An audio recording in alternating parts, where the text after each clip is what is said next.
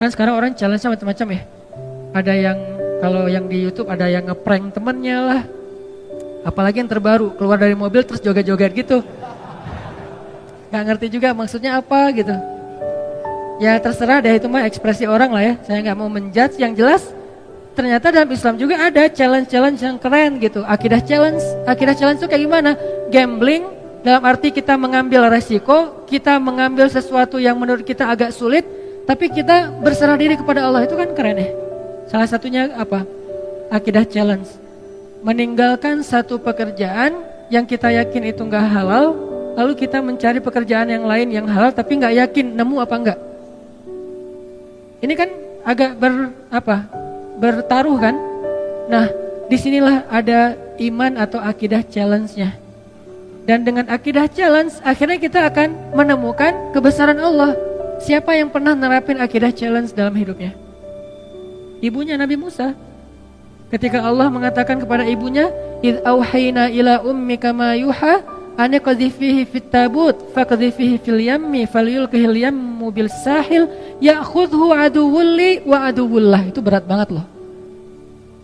Ketika Allah berfirman kepada ibu Musa, "Hanyutkanlah bayimu ke sungai Nil." Supaya apa? Supaya dia nanti kemudian akan ditemukan oleh musuhku dan musuhnya. Kan berat nih. Ya Allah disuruh hanyutkan, malah bukan diselamatkan, malah ditemukan oleh musuhnya. Ini akidah challenge, ini iman challenge banget buat ibunya Musa. Dan kata Allah, la takhafi, jangan takut. Inna radduhu ilaiki wa ja'iluhu minal mursalin. Kami pasti akan kembalikan dia kepadamu. Akhirnya dihanyutkan oleh ibu Musa, lalu Allah Subhanahu wa taala singkat cerita mengundang kembali ibu Musa ke istana untuk menyusui bayinya yang sedang kehausan di istana. Akhirnya kembalilah bertemu antara Musa dengan ibundanya, bahkan dengan keluarga besarnya. Ini namanya akidah challenge menurut saya nih. Atau Musa juga pernah akidah challenge kayak gitu ketika Allah bertanya dan Allah Maha tahu jawabannya. Wa ma tilka biyaminika ya Musa? Apa yang di tangan kananmu wahai Musa?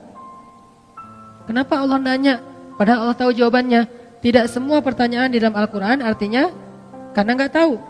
Ada pertanyaan karena nggak tahu, ada pertanyaan karena nguji, ada pertanyaan karena ingin menegaskan berita. Dan ini pertanyaan Allah ingin menegaskan berita bahwa itu tongkat, bukan ular. Sehingga Allah nanya, "Wa ma tilka biyaminika ya Musa?" Apa yang di tangan kananmu Musa? Qal, Musa yang ngomong, Musa yang bicara. Qala hiya 'asaya atawakka'u 'alayha wa ahushu biha 'ala ghanami wa liya fiha ma'aribu ukhra. Ini adalah tongkat ya Allah. Siapa yang ngomong? Musa. Artinya itu benar-benar tongkat, bukan doktrin. Allah enggak mengatakan Musa itu tongkat ya. Ya Allah enggak. Allah nanya, "Apa itu Musa?" Kata Musa, "Tongkat." Berarti kamu yang bilang tongkat ya, bukan aku gitu, bukan Allah.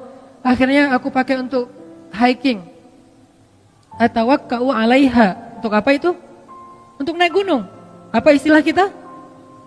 Ya mudah-mudahan tidak ada yang mempermasalahkan. Hiking. Karena itu memang benar kayak gitu kan? Untuk hiking, kalau di zaman kita kayak trekking gitu kan ya, istilah-istilah kita kan ya, untuk naik gunung pakai tongkat. Wa husyu biha 'ala ghanami. Saya pakai untuk menggembalakan ternak-ternak. Waliya fiha ma'aribu ukhra, dan beberapa fungsi yang lain lah. Terus kata Allah, "Alqiha ya Musa." Coba kamu lempar wahai Musa. Fa'alqaha fa idza hiya hayyatun tas'a. Lalu tiba-tiba ketika Musa melemparnya, dia menjadi ular yang merayap-rayap. Kemudian Allah kasih challenge buat Musa. Apa challenge-nya? Khudha. Coba kamu ambil Musa. Ini challenge buat Musa. Biar Musa makin yakin sama Allah. Dikasih ujian dulu.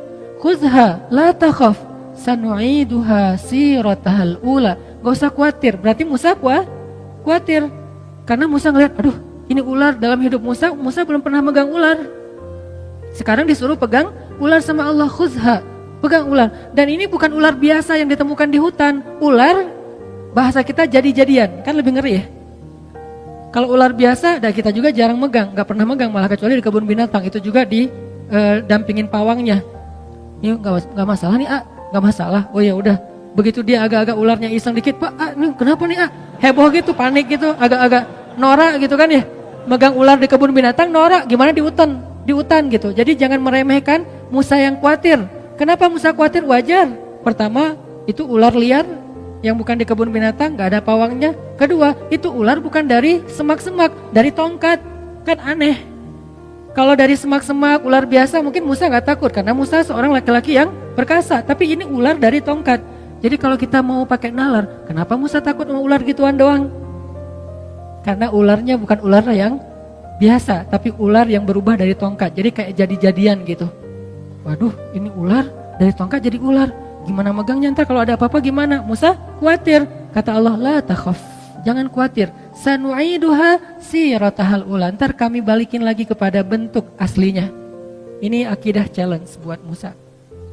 Kalau bahasa teman-teman yang ngajinya mungkin lebih lebih dalam, istilahnya rububiyah, uluhiyah, asma, sifat dan seterusnya. Kita menerjemahkan, bukan mengubah istilah, akidah challenge. Dipegang sama Musa dikit, langsung berubah lagi menjadi tongkat. Maka bertambahlah iman Musa. Bertambahlah, arti bertambah iman apa? Bertambah percaya sama Allah, bertambah yakin sama Allah. Nanti kalau dikasih challenge yang lain, udah sanggup. Challenge berikutnya apa? Challenge berikutnya adalah idhab ila Fir'aun innahu tagha. Pergilah kepada Fir'aun, dia itu jahat banget. Itulah challenge yang lebih berat daripada megang ular. Tapi Allah kasih challenge yang kecil dulu biar Musanya makin yakin. Ini artinya teman-teman, kadang-kadang ketika kita ngambil sebuah pilihan yang sulit, kita agak sedikit gambling dalam hidup kita, tapi bersandar kepada perintah Allah, larangan Allah, kehendak Allah, apa yang Allah mau, syariat Allah. Di situ kita belajar iman, termasuk nolong orang lain. Sehingga kata Nabi, man kana fi hajati akhi kana Allahu fi hajati. Siapa yang sibuk ngurus hajat saudaranya, Allah juga akan sibuk ngurus hajat dia.